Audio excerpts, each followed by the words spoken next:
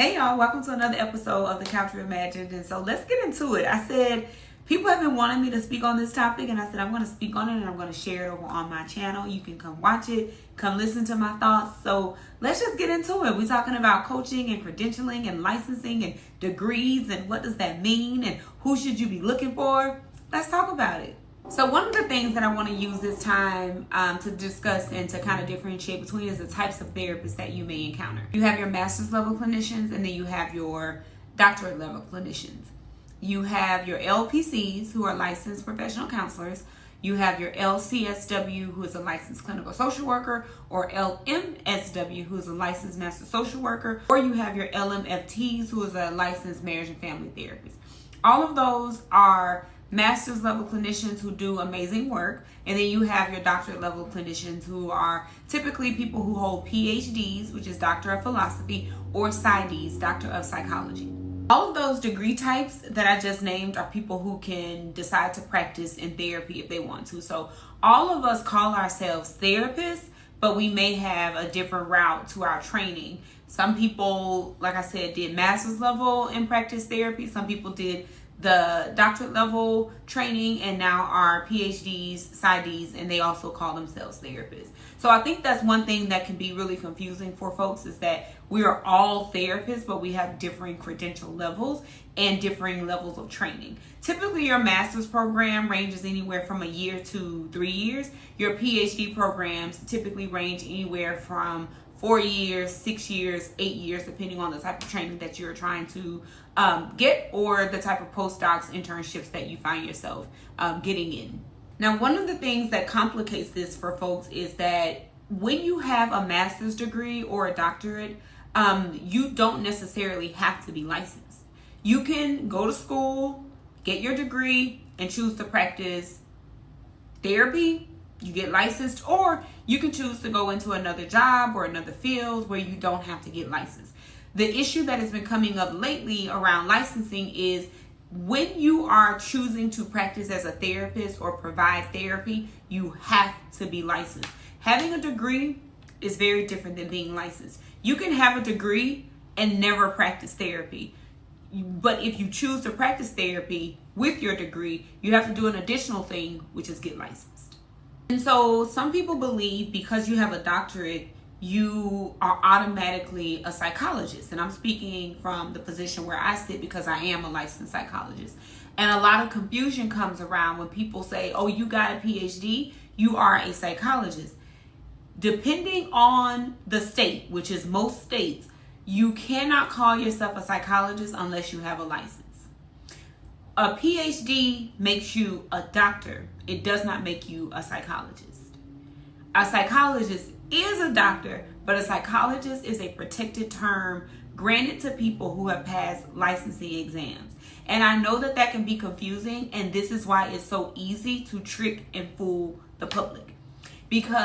And we call the public people who are not practicing in our field, or people who are consumers of services that we provide. It gets so complicated and murky, and this is where people get lost. It's the terminology, it's the number of steps that are required to call yourself a certain thing, it's the differing credential levels, and then us using the same term to identify ourselves. So I get why it can be confusing, and that's why it's so easy to manipulate people when people don't know, because of those different complexities and the level of complication that exists between the different levels of practice and different types of credentials and degrees. I want this video to serve as something that you can reference and send to folks so that you can help them also understand what it is that makes us different. Makes us the same, but also makes us different. If you leave with nothing else, I want you to understand that in order to practice therapy, in order to call yourself a therapist, you have to be licensed. Period. Even when you're practicing under someone else's license, there is always a license involved. And if you're practicing under somebody else's license, you are always identifying yourself to your clients as a student, an intern, a postdoc, a practicum student. You are always identifying yourself as such. You are never an independent therapist when you are practicing under somebody else's license. Some states have a psychological associate. Some people have differing credentials that you can attain when you are in the process of acquiring your own independent licensure. But you are never a therapist. You're always something before that therapist, and you use a descriptor to denote to your clients and the people you're working with the distinction between who you are working under and whose license is responsible, and what you're actually doing in the process and the step in the process that you're in. So you're not confusing anybody. What happens and how folks begin to manipulate the term therapist is that people identify themselves as therapists when you're in the training process, and it should always be, and we put this in consent forms and we put this in our agreements, you're always saying, here's whose license I'm working under. People begin to use the word therapist as a tool to manipulate others because people don't know that there always has to be a separate license involved. And so they're like, well, I was a therapist when I was in my master's program. You were working under a licensed therapist in your progress and process towards being an independent therapist, but you were always a student, an intern, and that type of thing. So that's what I want to kind of leave you with that regard. And now I want to pivot to something else, what I really came here to talk about, now that we got that out the way. The real issue is that people are able to use terms that are saying a thing even though they didn't do the work to become the thing, because the moment people hear titles, it's almost like critical thinking goes out of the window. The moment somebody hears therapist, coach, pastor, doctor, the critical thinking goes out of the window, and we automatically, through conditioning over time, come to believe these folks as automatically credible. And that is how folks who are grifters, people who are opportunists, can swoop in and fool folks in these areas, because they know that these titles hold weight, these titles invite trust, these titles automatically assume credibility, and people stop listening and stop thinking when they hear these titles, and that's what they use to manipulate folks. Titles are used to communicate to folks that, hey, I've done work in this particular area, I am an expert in this particular area, I have some authority on this particular subject or whatever, I'm a subject matter expert or what have you. But what should not happen is that you should not lower your guard to the point where you lose your discernment. When you hear a title, you should not throw everything that you understand about your own gut instinct and discernment out of the window. Does that work on folks, especially when you hear terms like pastor and doctor? And yes, that's why people gravitate towards those particular terms and overuse those particular terms. There's a particular type of credibility and trust that comes with those titles that people don't question. And people know that. I think we've also gotten here because we have confused large platforms with credibility. We have confused influence with credibility. And those are not the same things. Your ability to persuade somebody has nothing to do with your ability to be knowledgeable or have intellect around a particular topic. Those things are not synonymous. And I think that with the growth of social media and how much businesses have been able to grow and bloom and blossom on social media, and careers have started in this space, I think people have seen that as something that means that a person knows a certain thing. And really all it's telling us is that a person has influence and can persuade. Not to say these people are not knowledgeable about a thing, but those things are not synonymous, and we have to do our due diligence to go a step further to see if the education, the credentialing, the experience is even there. And in social media, we haven't always done that. But the other flip side to that is also having a license, being credentialed, being educated also does not mean that you're correct. I've met a lot of people who are incorrect in their stance sometimes. I've been incorrect in my stance at times around certain things. But just because you carry the title doctor or coach or therapist or social worker or what have you, it doesn't automatically mean that you are correct. And I think that that is something that we've lost as well in this space, social media, online, internet spaces, that we have just come to think that people with credentials are correct or people with influence are correct, and it's not that. And I want you to leave feeling empowered to understand that these people can still have biases. People with credentials can also have biases. People without credentials can be completely accurate. There's no streamline to correct information based on credentials or not, or experience or not. Another way and another reason that we've gotten here is that people have used titles as a means of safety. People people gravitate towards people with titles because they think, oh, this person is a doctor, or this person calls themselves this and it must be true what they're saying, or this person has influence, or this person has this level of following, that it must be true what they're saying. And those things don't mean that. I've met people who let us look throughout history. There have been professionals, people with credentials who have supported causes and who have advocated for certain things who have been completely wrong. There's also people who have influence who have been on the wrong side of history. So those things don't automatically mean correction or credibility. Those people can be arrogant. Those people can be biased. Those people can be completely unaware of their own selves and be putting out misinformation recklessly and harmfully, right? So titles do not automatically mean safety. And let me make it clear, it's not wrong or dangerous that people use titles. What's wrong and dangerous is that we tend to lose all of our critical thinking skills when somebody does present a title.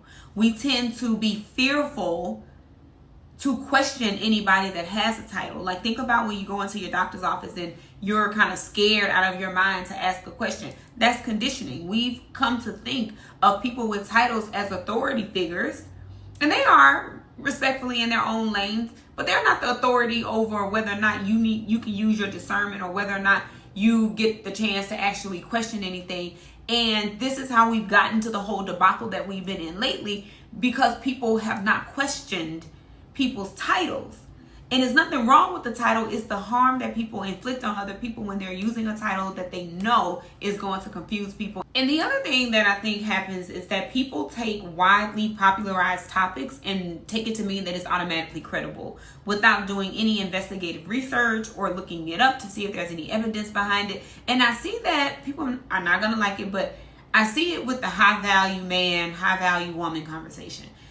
People saw that circulating, saw that gaining traction, people gravitating towards it because it helped to explain their experience, which is cool.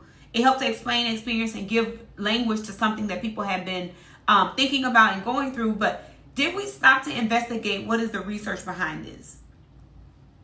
What is the evidence behind this? From what school of thought does this derive? And when we don't do that, we take these conversations to have instant credibility because of how popular it is without even understanding any science or anything behind it. And we give credit to those folks as if they've done the work. That was given such credibility without even researching and investigating if these people were in a position to speak on a particular topic. Now, a PhD means that I'm a scientist. That means that I derive thought from theory and that kind of thing, especially when I'm applying it to people's lives and helping people understand who they are, what they're doing, and where they're going. I'm a scientist, right?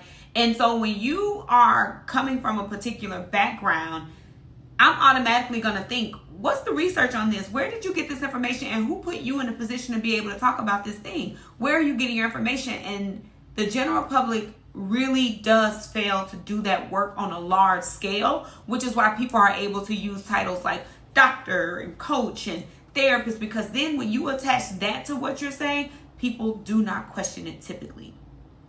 I'm a doctor. I'm doctor this. I'm coach this. I'm pastor this. So then what I'm saying has merit and credibility automatically. So people were giving credit to these folks just based off what they said and the title that they were using without really digging deeper to see if there was any real credibility. Now I'm going to back up from the educational side of things. Can people have real lived experiences and be credible? Absolutely. You can have real lived experiences and be an expert in a thing in a way that a person who has a credential could never, right? And at the same time, from what I've seen in my experience, the people who have talked about these things don't have any lived experience to discuss these things. They've just said it and people have latched onto it. These people have not been willing to show their work, because I'm a millennial. They have not been willing to show their work, show their relationships, show their experiences, talk about themselves and their relationships and their experience as the source of credit. They've only talked about their credibility from influence, popularity, platform standpoint, and a title standpoint. So if you're a person who's saying, I don't have a title, but my influence gives me the authority to speak on this, then show us your work. What have your relationships been like? What relationships have you been in that leads you to believe these things? What are the examples that you have? If you have a doctorate and you're saying that I'm a doctor, Show us your credentials. Show us your degree. Show us your work. Show us why you get a chance to speak on this particular subject or topic. And that's what people now are starting to ask, but we got here because people initially did not ask those questions. We also have gotten here because a lot of times we confuse confidence with competence. Somebody who's confident, somebody who speaks clearly, somebody who speaks well, somebody who looks put together and looks well, we've confused that with competence, and people know that. Scammers and grifters are fully aware that if you're going to believe me, I have to look the part. This didn't just start happening, y'all, today. This has been happening long before. Let me walk into a room and look like I own it. Let me look the part so that you take me seriously. I mean, this has been happening for ages. So people like, let me say the thing. Let me look the part. Let me do the thing, because people are automatically going to believe that I know what I'm saying if I show up confidently. They're going to believe that I'm competent, especially if I use buzzwords and buzz titles. So that's how we've also gotten here. But as a professional, as a person who does hold credentials and licensure and a degree, what I want to convey is that our credentials, licensing, and degree should support our arguments for a certain thing. It should not replace it. We should not be in a position where we are expecting people to take what we say at face value. Okay? We should be using those credentials ethically and responsibly to determine and to illustrate that we know a certain thing. It should be supportive. It should not be the end all be all. And unfortunately, there are people who are manipulative who have used it in that way. I don't owe you anything because I am a doctor and I have a degree. No, because you are a doctor and have a degree, you owe everything. And I'll leave it at that. When somebody asks you if you are a doctor and hold a degree, you owe them to do your work and show your work.